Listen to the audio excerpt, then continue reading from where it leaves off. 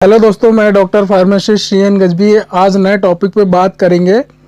जो all India organisation of chemist and druggist है, जिसे AIOCD कहा जाता है, उनकी तरफ से कहना चाहिए कि ई फार्मेसी के लिए आवेदन दिया गया था कि मतलब ई फार्मेसी जो अवैध कारोबार हो रहा है ई फार्मेसी के थ्रू, तो उसको कहना चाहिए कि कंट्रोल करना चाहिए या फिर उसको बंद करना चाहिए। केंद्रीय स्वास्थ्य मंत्रालय ने अवैध ई फार्मेसी कंपनियों को नोटिस जारी किए हैं। नई दिल्ली IOCD केंद्र सरकार और स्वास्थ्य मंत्रालय को लगातार आगाह कर रहा था कि कतिपय कारपोरेट हाउसों द्वारा ई फार्मेसी माध्यम से इंटरनेट कुरियर ट्रांसपोर्ट से अवैध रूप से दवाओं का व्यापार किया जा रहा है।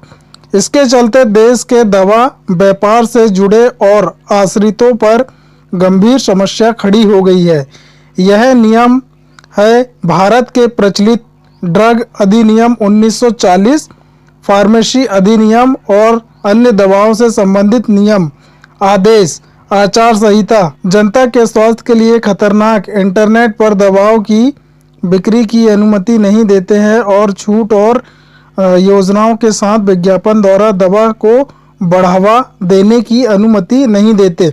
दिल्ली के माननीय उच्च न्यायालय के आदेश सभी वैध अपीलों और कहना चाहिए कि अनुरोधों बैठकों के बावजूद कारपोरेट घराने के अवैध रूप से वित्तीय शक्ति के साथ पीढ़ी दर पीढ़ी या गैर प्रतिस्पर्धात्मक मूल्य के साथ दवा व्यवसाय में लिप्त थे।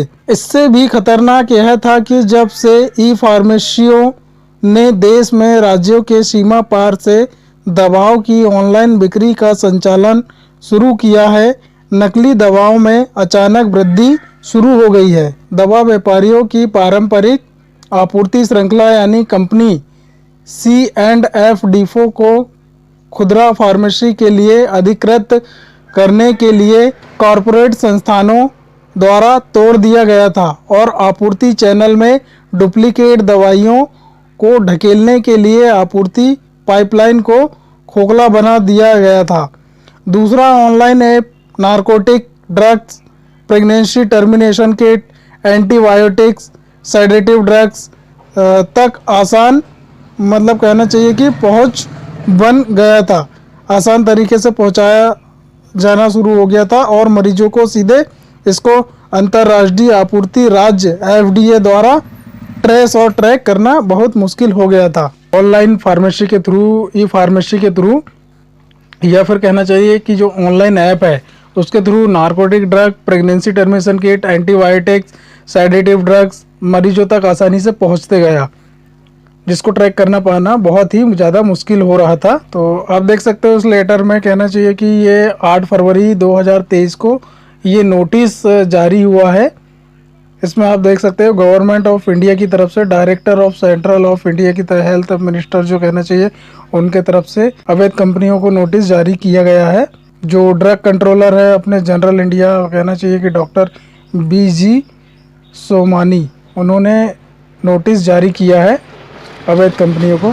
All India organisation of chemist and druggist जो है ने हमेशा ध्यान आकर्षित किया है। ये सभी बहुत ज्वलंत मुद्दे हैं। ये अवैध ई फार्मेसी अपने पोर्टल पर अपना स्वास्थ्य डेटा बना रहे हैं, जो यह सब जनता के व्यक्तिगत स्वास्थ्य डेटा को उजागर करने के लिए एक खतरनाक भी था। यह प्रधानमंत्री की NHRM स्वास्थ्य डेटा नीति के खिलाफ भी है। अलोन फार्मेसी के बीच एक बड़े बड़े कॉरपोरेट द्वारा अपनाई जा रही इन अनैतिक प्रथाओं से छोटे स्टैंड अलोन फार्मेसी के बीच एक जीवन मरण का प्रश्न बन चुका है, जो दवा नियमों का पालन कर रहे हैं और दूसरी ओर कॉरपोरेट घराने, जो वो कहना चाहिए कॉरपोरेट घरानों के छोटे छोटे फार्मेसी के पीछे ढकेलते हुए और नियमों को धज्जियां उड़ाते हुए गैर प्रतिस्पर्धात्मक या प्रेडेटरी मूल्य निर्धारण के साथ प्रतिस्पर्धा करके अनैतिक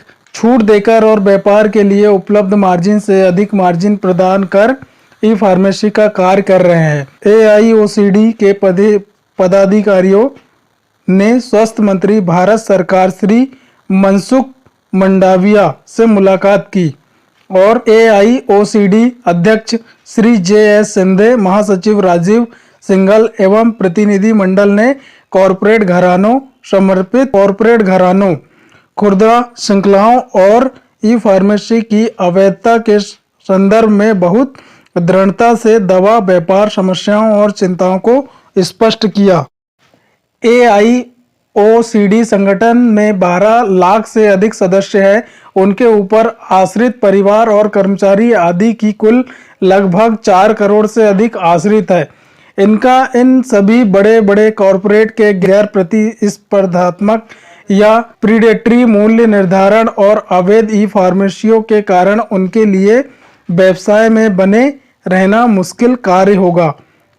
केंद्रीय स्वास्थ्य मंत्रालय ने व्यापार की विभिन्न समस्याओं और चिंताओं को गंभीरता को ध्यान से सुना और समझा तथा अवैध रूप से दवा बेचने वाली संस्थाओं के खिलाफ आवश्यक कार्रवाई का आश्वासन दिया। DGGI ने उच्च न्यायालय के आदेशों के अनुसार अवैध ऑनलाइन फार्मेसी को शोकास नोटिस जारी किया है। Drug controller general doctor BP Somani के हस्ताक्षर से 8 फरवरी को जारी नोटिस में नई दिल्ली उच्च न्यायालय के आदेश का हवाला भी स्पष्ट उल्लेख किया है। तो आप देख सकते हो इसमें आप 8 फरवरी का ये शोकास नोटिस जारी किया गया है।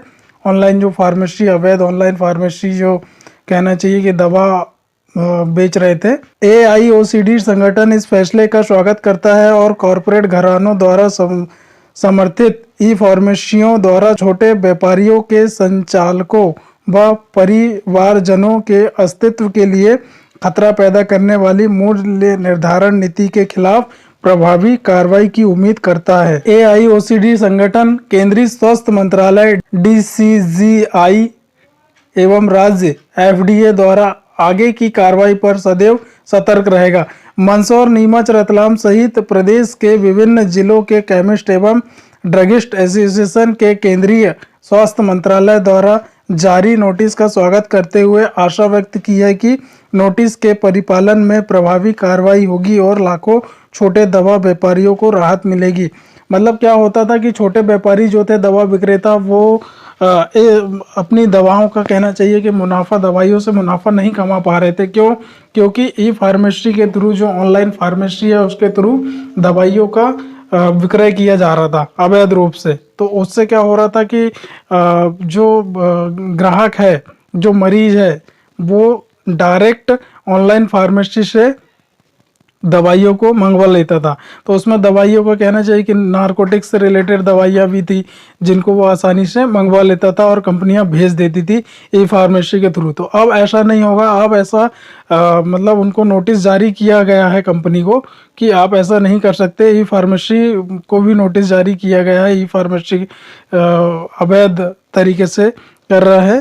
तो इससे क्या होगा कि इस प्रकार से कहना चाहिए कि यदि इस पर रोक लगाई जाएगी तो जो छोटे दवा व्यापारी है उनको इस समस्या से निजात मिलेगी और लाखों जो छोटे दवा व्यापारी को राहत मिलेगी।